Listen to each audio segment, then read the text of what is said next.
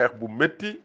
bi mu amee indépendance moom moo tax Guinée njëkk a am indépendance ci fii ci côté bi ñii France yilifoon ndax moom ba mu wotee noo rek lañ ko daal di jox indépendance am daal di koy bàyyiwul ko sax dañoo continuer di ko xeex tëj ko dëggal tëj réewam maanaam daanaka séqatuñu moom dara lañ fa bàyyi woon nee nañ bâtiment yi sax dañ koo daaneel ba ñuy dem bàyyi luñ leen dara topp ci nag di ko suuxlu ca suuf alors ñun nag ñu wote wi nekk France continuer di ñu boot boo demee ba gis ne war nañoo am indépendance nga jox ñu ko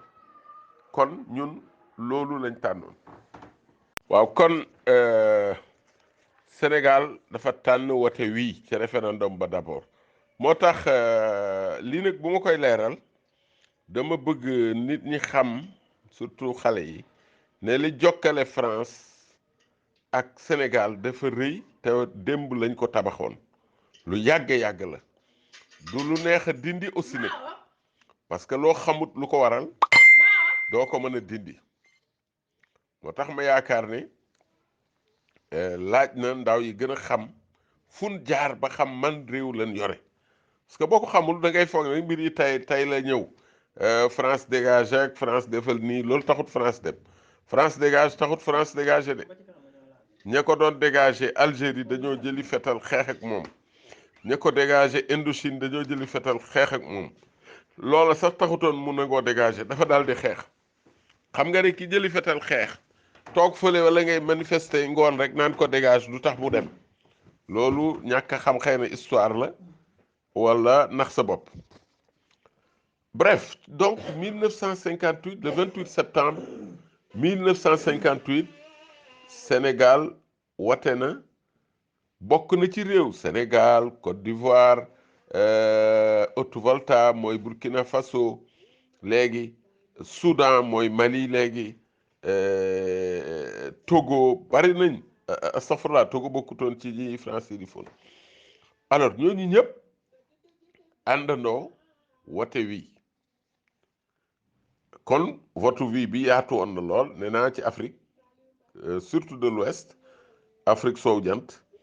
mennam Guinée moo ci voté non dem indépendance waaye nag taxul ñiy wote wi aussi ànd ak France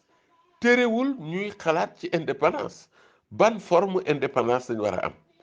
ndax ku nekk xam na ne booba indépendance jot na sunu étudiants yi ñoom Cheikh Anta Diop ñoom Senghor mii ñoom maître Boubacar Gueye ñoom Lamine Gueye ñoom Mamadou Dia ñoom du Thiam bari nañ ñooñu ñëpp booba ñi ngi nekkoon étudiant ñi ci yëpp France lañ jàngee alors ca université français les étudiants africains yi daan daje dégg ngeen li ñuy wax quartier latin ca France lan daan daje à la Sorbonne alors di dawal xalaati indépendance ak ban forme la war a jël bien sûr comme toujours ñëpp bokkun woon benn xalaat ku nekk ak nañ ko gisee mais terewul africains yi yëpp mujj nañ d'accord ne indépendance jot na te il faut ñu am ko parce que gis nañu booba ay réew yu xeex yëkkati ngànnaay di xeex pour am indépendance loolu boo ko gisee mënatoo ne yàcc rek di seetaan alors ñëpp gëmoon nañ ne indépendance dana war a am alors ci côté sunu côté ku ñuy wax Gabriel Darboussier sénégalais la yore woon na fi ay ndombo tànk alors moom ñu sant ko métis la ñu sant ko mu présenté en novembre 1958 benn étude benn rapport bu matale ci fédération primaire ci Afrique ñaari kàngam muy Senghor ak Houphouët-Boigny dañu xawoon a wuute xalaat ci nu ñuy ànd ak France Senghor d'accordoon na ci ñu continuer di ànd ak France waaye Senghor dafa jàppoon ne nañu dajale ay benn réew yi gën a jege te gën a nuroo na ñooñu àndandoo def ab fédération bu ko defee fédération yu bari fédération yëpp nag lonk ci France Senghor bu loolu la gëmoon Houphouët-Boigny moom gëmutoon sax ne fédération yooyu am na solo parce que nag Côte d'Ivoire dafa yàgg bari am koom ñoom seen cacao bi ñuy bay ak seeni kii yàlla daf leen a yàgg jox am koom alors donc comme boobu la jàppoon ne li gën a arrangé Côte d'Ivoire mooy mu dem indépendance ak boppam continuer ay relation am ak France waaye am na beneen groupe bu jàppoon ne créer fédération yi am na solo donc gannaaw rapportu Darboussier boobu nga xam ne mi ngi ko def novembre 1958 alors ñu définir ca rapport booba ñu leeral ci naka la réewu fédération boobu ñu war a amal bu ñu amee indépendance war a tëddee yan instance la war a am yan organe la war a am maanaam une assemblée buy am un président de la république institution yi nga xam ne ñooy kennu yi war a yore fédération boobu ñi gëm idée defar fédération ci réew yi France nootoon dajewaat ca Bamako ca Mali le 29 wala le 29 et 30 décembre 1958 29 et 30 décembre 1958 ca Bamako ñu daje fa Sénégal a nga fa woon Bamako lañ ko defee booba tuddagut Mali booba Soudan la tudd Soudan ma nga ca Haute-Volta ma nga ca moo tudd léegi Burkina Dahomey moo tudd léegi Bénin Niger bari nañu ñooñu ñëpp tase Bamako waaye Houphouët ñëwul Côte d'Ivoire ñëwut ca daje Bamako boobu parce que Houphouët àndutoon ci fédération bi ñu bëgg taxawal moom daf ne woon na ku nekk dem ak boppam ñu àndandoo ànd ak France wala topp ci gannaaw France waaye terewul réunion boobu am na ca Bamako ñu daje fa d'accord ci ñeenti réew àndandoo d'accord ni ñun dañuy àndandoo laaj indépendance waaye nag dañuy continuer nekk xaritu France waaw ñeenti réew ci Afrique de l'Ouest ñu àndandoo ne ñun dañu bëgg a defar benn fédération boole suñu bopp mu nekk mel ne réew mais réew moomu nag du noonoo ak France dañuy waxtaan ak France ba jot suñu indépendance duñ xeex duñ jël ngànnaay ñeenti réew yooyu moo doonoon Soudan moo tudd léegi Mali boobu tuddagut Mali danaa ci ñëw Soudan français dañ ko daan tudde parce que ñaari Soudan am Soudan est ba leen nekk di réewum arab nekk ca penku Afrique ba tey Soudan la tudd léegi sax ñaari Soudan am booba daa mujj xaaj am Soudan du Sud ak Soudan de l'Ouest wala Soudan occidental moo nekkoon Mali kon Soudan Sénégal Haute-Volta mooy Burkina léegi Dahomey mooy Bénin léegi ak Niger ak réew yu bari ci Afrique de l'Ouest ñoom ñoo dajaloo ne dañuy créer fédération astafurlah par réew yu bari ñeent yi rek Soudan Sénégal Haute-Volta mooy Burkina ak Dahomey mooy Bénin donc ñeent ñooñu ñoo dajaloo ne ñoom dañuy créer fédération ñu defaat beneen daje boo xam ne dañu ko tuddee assemblée fédérale ci Dakar daje boobu ñu ngi ko def di 14 daje nañ le 14 le 15 le 16 ak le 7 janvier le 17 janvier 1959 ñu daje ci Dakar tëral nag tër wi nga xam ne ci bu leer fédération boobu ci la war a tëdde ci lañ ko wutal turu fédération boobu ñu bëgg a amal Mali lañ koy tuddee donc Mali tuddagutoon Mali boobu Mali Soudan la tudd kon Soudan moo ci nekkoon ak Dahomey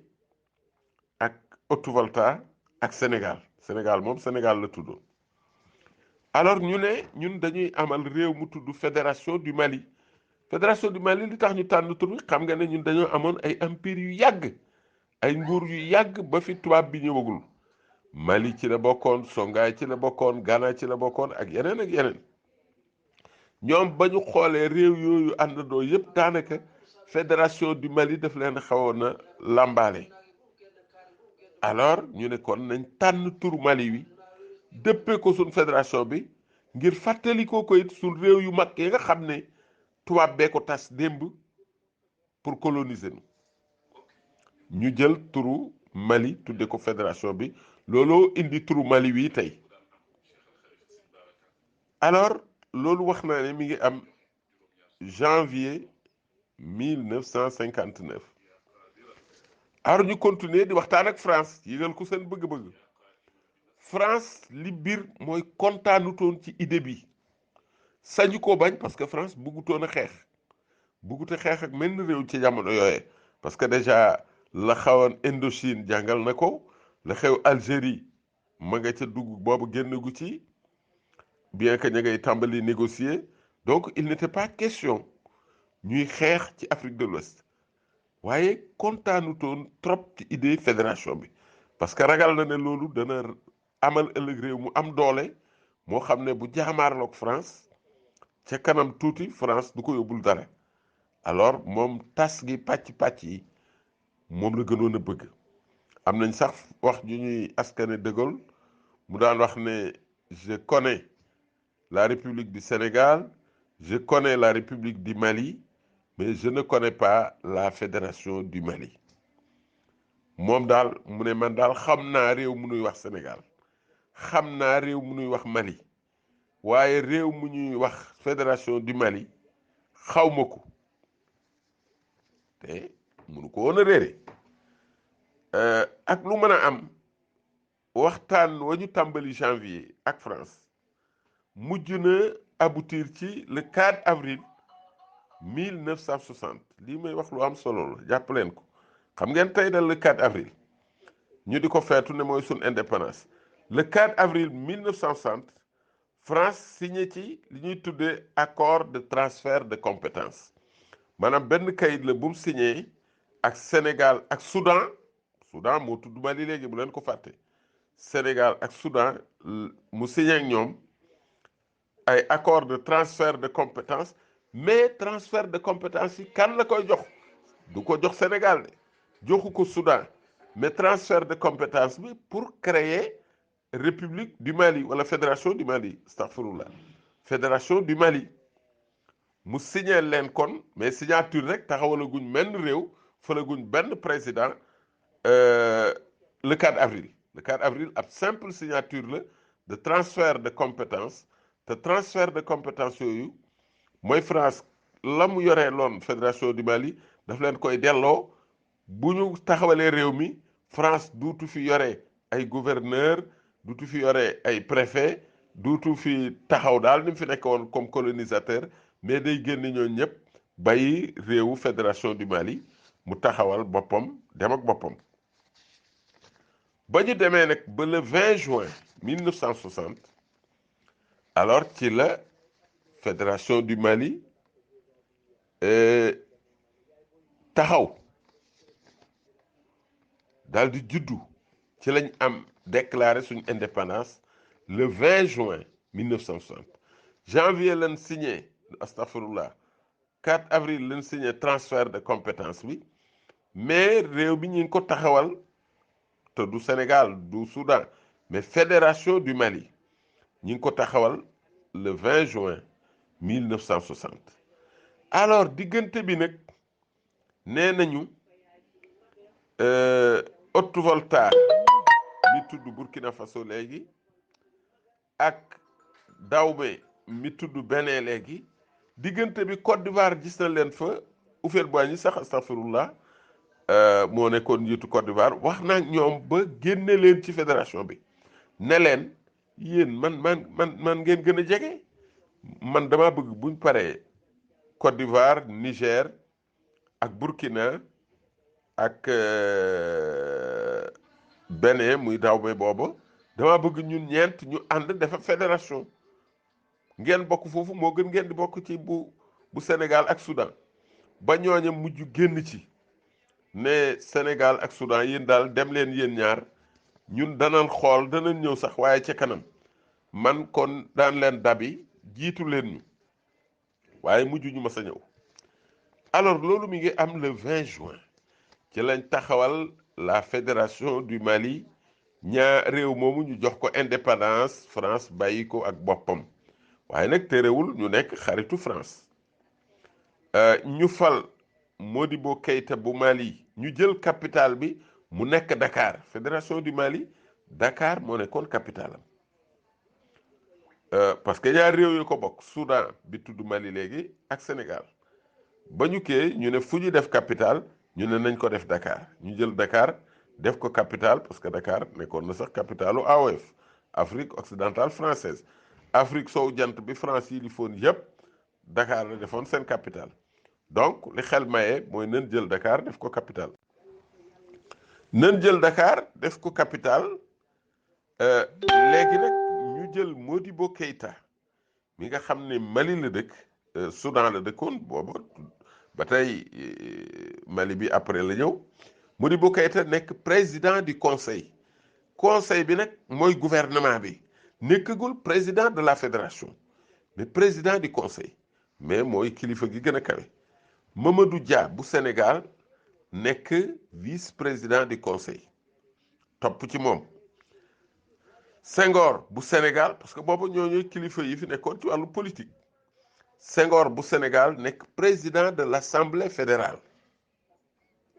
ñu am ab assemblée boo xam ne député yi ca nekkoon genn wàll gi Mali lañ genn wàll gi